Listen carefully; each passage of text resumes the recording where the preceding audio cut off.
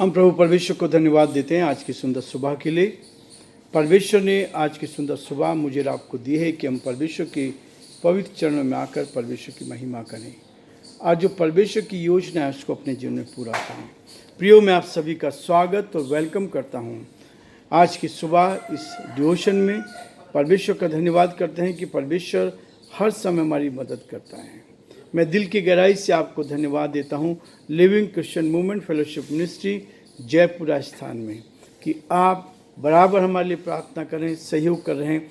और ये आनंद की खुशी की बात है कि जब आप एक दूसरे के लिए प्रार्थना करते हैं, प्रभु आपको उठाता जाएगा, प्रभु आपकी मदद करता जाएगा, ताकि आप प्रभु में आगे बढ़कर परमेश्वर की महिमा करते जाएं। प्रियो, हमने पहला तीमुथियुस के 5 अध्याय को समाप्त किया है और कल हम देख रहे थे कि परमेश्वर का वचन कहता है कि हमें कैसे जीवन में सहयोग करें, एक दूसरे के साथ आगे बढ़ते जाएं और प्रभु की महिमा करते चले जाएं।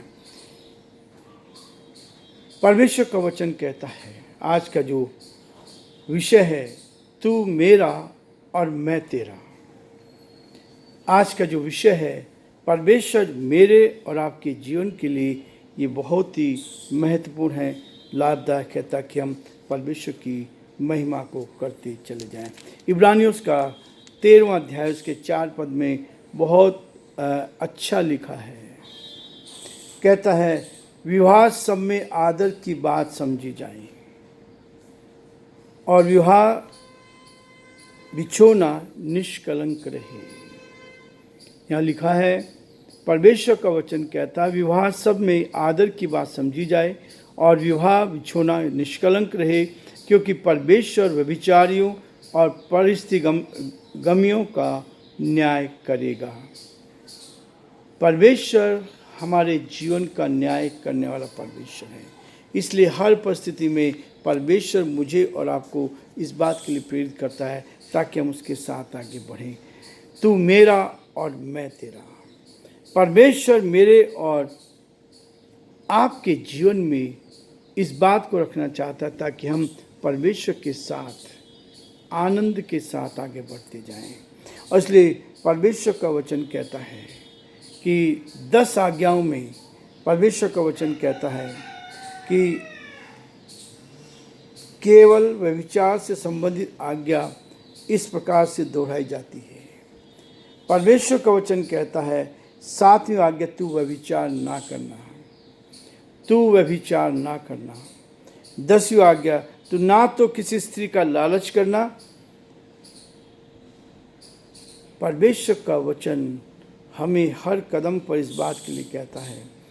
और परमेश्वर कहता है, नए नियम में इस बात को कहता है वो कि नए नियम में लगभग प्रत्येक पत्रियां व्यभिचार और परिस्थिति गमन के विरोध में काम करती है, बताती है कि हम अपने जीवन में कैसे परमेश्वर की महिमा करते जाएं।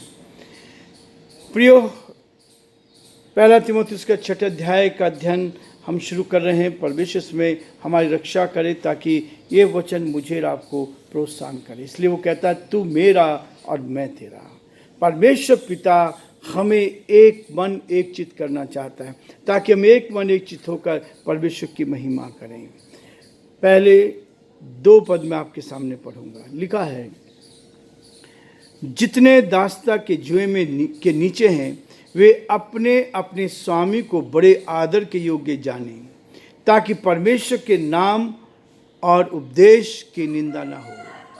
अपने स्वामी, जिसके स्वामी विश्वासी हैं, उन्हें वे भाई होने के कारण तुच्छ न जाने, वरन उनकी ओर भी सेवा करें, क्योंकि इससे लाभ उठाने वाले विश्वासी और प्रेमी हैं।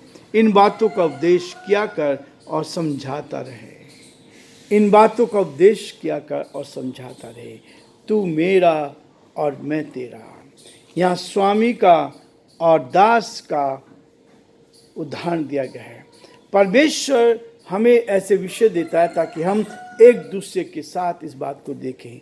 पुराने नियम में, नए नियम में परमेश्वर हर बात में हमें प्रोत्साहन करता है ताकि हम आगे बढ़कर परमेश्वर की महिमा करें। इसलिए वो कहता है कि जब परमेश्वर मुझे और आपको प्रोत्साहन करता है तो विवाह सब में आदर की बात समझी जाए। इब्रानियों का लेखक 13वें अध्याय में इसी बात को कहता है, विवाह सब में आदर की बात समझी जाए। जब हम परमेश्वर के साथ में एक दूसरे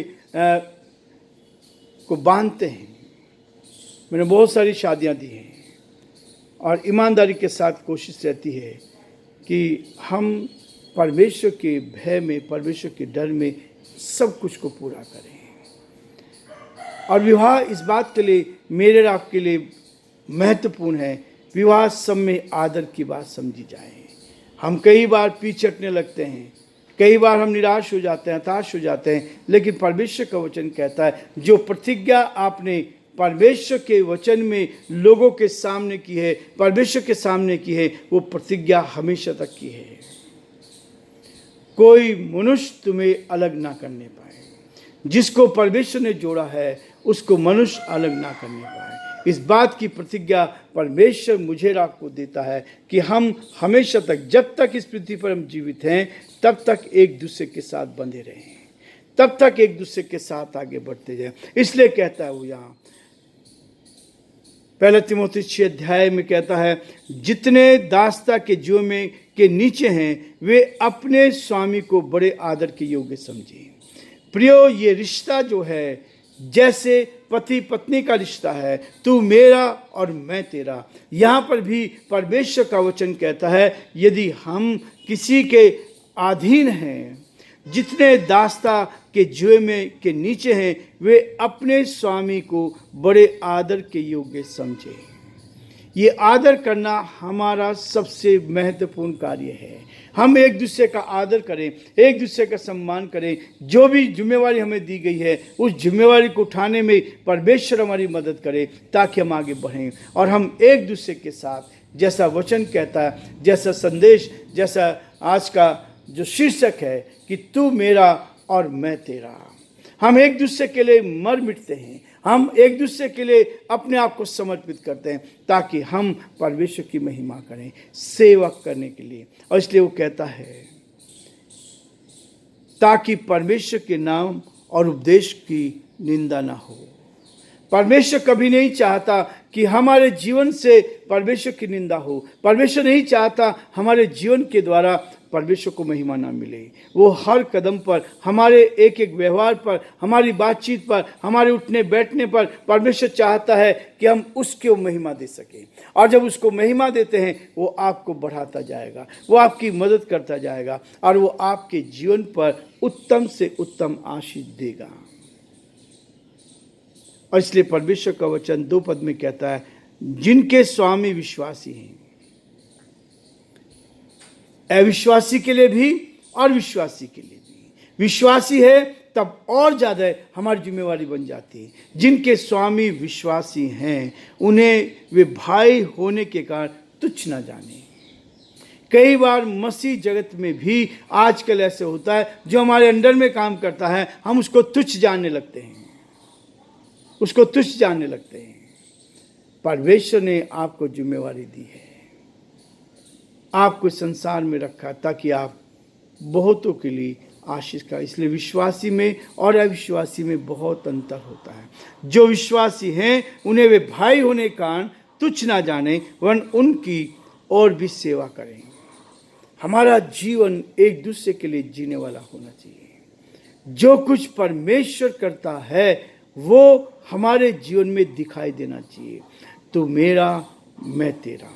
हम एक दूसरे को प्रोत्साहन करना ना छोड़ें, हम एक दूसरे की मदद करना ना छोड़ें, हम एक दूसरे के साथ खड़े होना ना छोड़ें, क्योंकि आज की परिस्थिति इसी बात को दर्शाती है।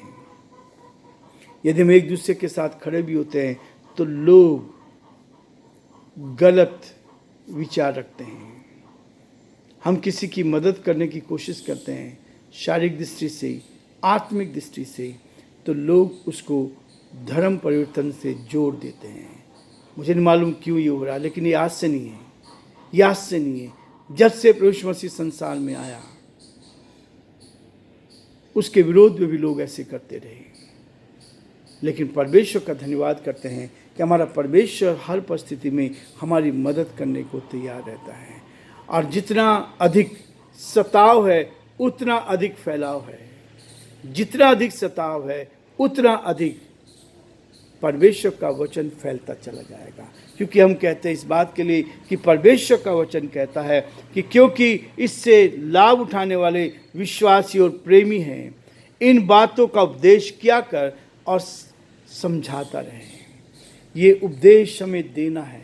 विश्वासी का मतलब है परमेश्वर से प्रेम करने वाला, और जो विश्वासी दास है या उसका स्वामी है, दोनों के लिए ये महत्वपूर्ण है कि हम परमेश्वर के साथ एक मन होकर, एक चित्त होकर आगे बढ़ें। इसलिए प्रियो, परमेश्वर का वचन मुझे और आपको कहता है, सच्चाई यह है कि ना तो कोई सिद्ध पति है और ना ही सिद्ध पत्नी और ना ही सिद्ध दंपति।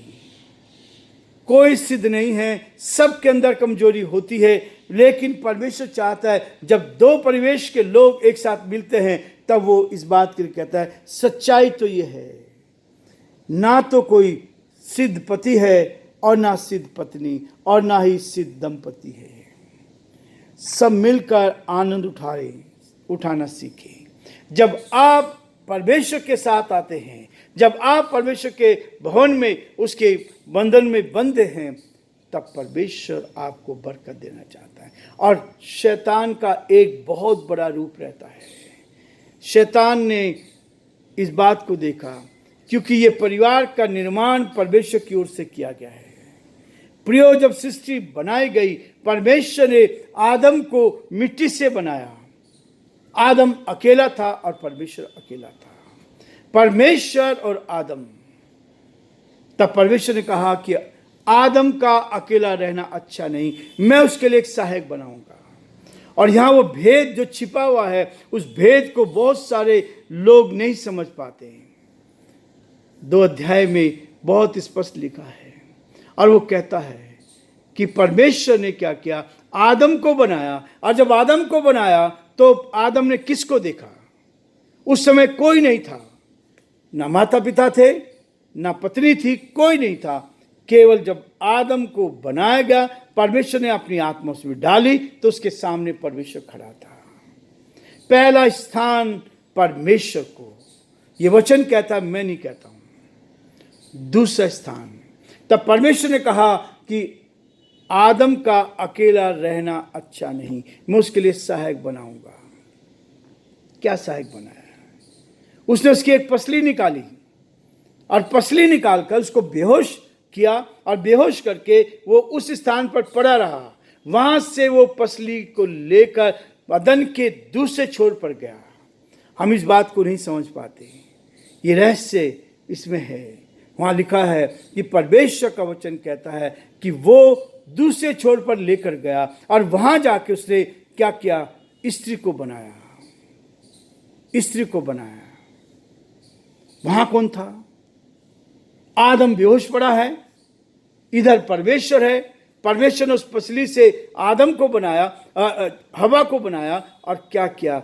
तब हवा ने किसको देखा? पहले परमेश्वर को देखा। इसलिए परमेश्वर की योजना देखिए, आपके वचन में इस बात को लिखा है। परमेश्वर कहता है कि जब हवा को तैयार किया पसली से, तो उसने पहले परमेश्वर को देखा। हमारे जीवन में ये क्रम होता है कि पहले जब आप संसार में रहते हैं तो पहला स्थान परमेश्वर का, दूसरा स्थान उस जमाने में कोई नहीं था, पत्नी का। इसलिए परमेश्वर का वचन कहता है, जिसको परमेश्वर ने जोड़ा है उसको कोई अलग ना करने पाए। प्रियो, परमेश्वर का वचन कहता है, फिर वहां लिखा है कि परमेश्वर ने जब हवा को बनाया, उसको आदम के पास लेकर आया। यदि वही बनाता तो वो पहले आदम को देखती, लेकिन परमेश्वर चाहता है कि पहला स्थान उसका हो, और उसके बाद आदम के जो बच्चे हुए, उसके बाद माता पिता का स्थान बहुत दूर है। पहला स्थान परमेश्वर का, दूसरा स्थान स्त्री का, पत्नी का, तब तीसरा स्थान अपने बच्चों का। जो बच्चे पैदा होते हैं वो तीसरा स्थान उनका है, और उसके बाद माता पिता आते हैं। उसके बाद माता पिता और रिश्तेदार आते हैं। इसलिए परमेश्वर का वचन ये परमेश्वर का कर्म है जो मैं हर समय हर शादी में बोलता हूँ, ताकि हम इस बात को देखें कि परमेश्वर कहता तू मेरा और मैं तेरा हूँ। इसलिए प्रियो, दास होता है वो अपने स्वामी के लिए वफादार होना चाहिए। परमेश्वर हम सबको बहुत आशीष दे और परमेश्वर का हाथ हम सब पर बना रहे, ताकि हम परमेश्वर के नाम में आगे बढ़कर प्रभु की महिमा कर सकें।